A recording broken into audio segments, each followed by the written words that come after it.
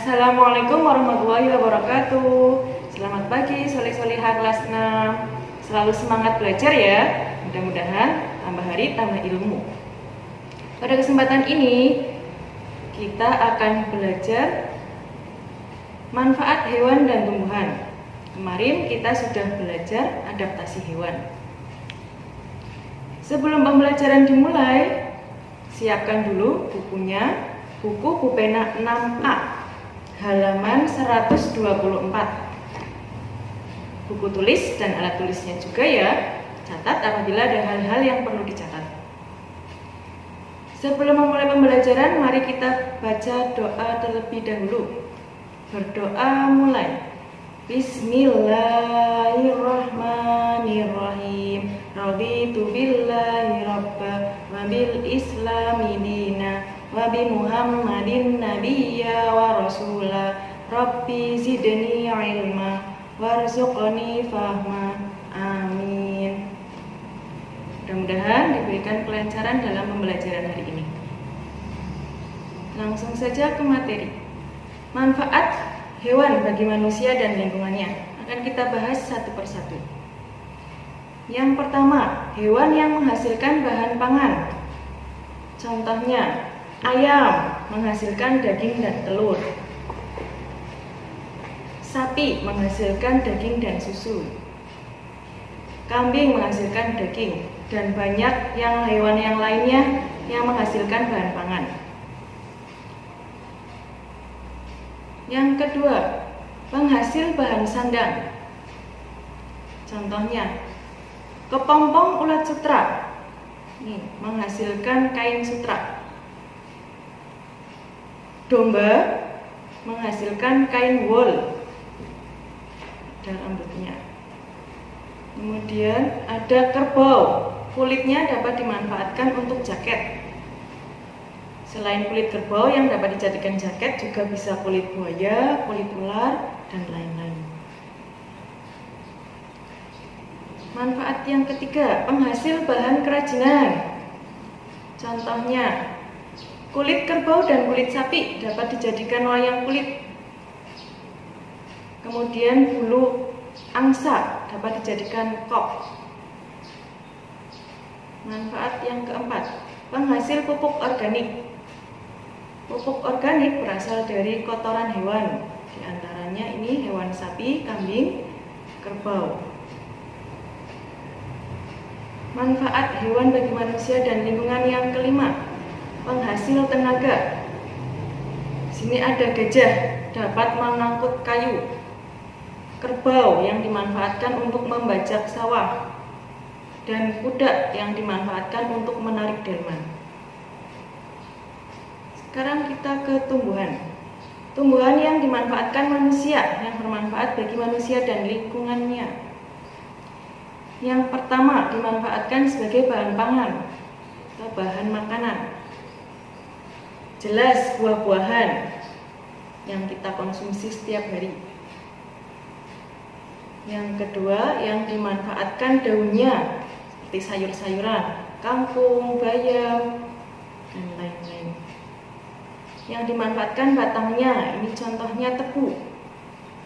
Dimanfaatkan batangnya untuk dijadikan bahan gula.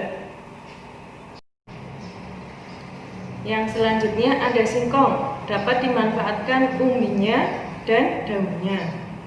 Umbinya dapat dijadikan berbagai macam makanan seperti keripik atau hanya direbus saja juga sudah enak. Daunnya dapat dijadikan sayuran. Kemudian ada yang bunganya. Ini bunga turi, bunga pohon turi dapat dimanfaatkan untuk sayuran.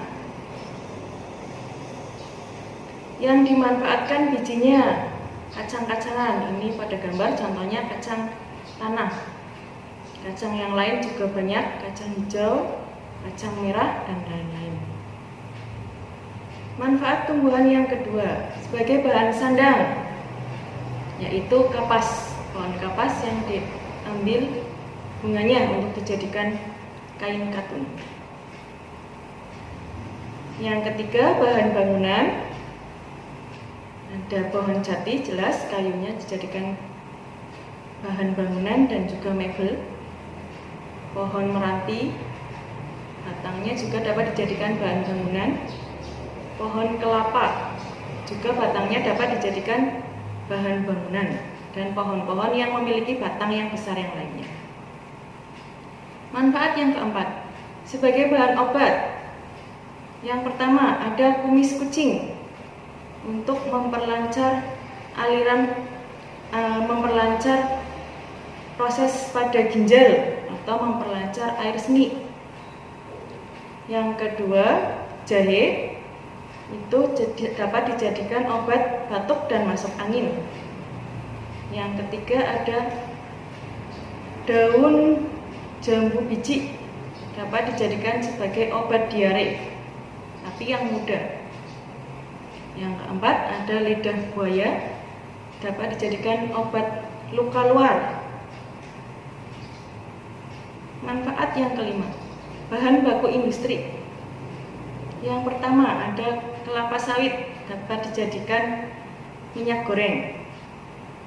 Yang kedua, ini pohon karet diambil getahnya untuk dijadikan bahan ban. Yang ketiga, ini pohon pinus, batangnya dapat dijadikan untuk bahan pembuatan kertas dan getahnya dapat dijadikan untuk bahan dalam industri cat. Manfaat yang keenam, bahan pewarna alami. Contohnya, daun pandan, bahan pewarna hijau. Daun sawi atau cesim ya ini. Sawi hijau atau cesim juga pewarna alami warna hijau. Ada wortel pewarna alami orange dan kunyit pewarna alami kuning. Yang ketujuh, tumbuhan yang dimanfaatkan untuk menjaga kualitas air. Ini ada pohon bakau. Akarnya dapat menyaring kualitas air pada air laut. Selain itu juga dapat menahan abrasi. Jadi manfaat bagi lingkungannya, pohon bakau dapat mencegah abrasi. Sekian untuk materi hari ini, mudah-mudahan dapat dipahami. Jangan lupa besok ulangan tema 2 ya, belajar dari sekarang, semangat! Sebelum menutup pembelajaran hari ini, mari kita membaca doa kafaratul majelis bersama. Subhanakallahumma wa bihamdika asyhadu an la ilaha illa anta astaghfiruka wa atubu ilaik. Wassalamualaikum warahmatullahi wabarakatuh.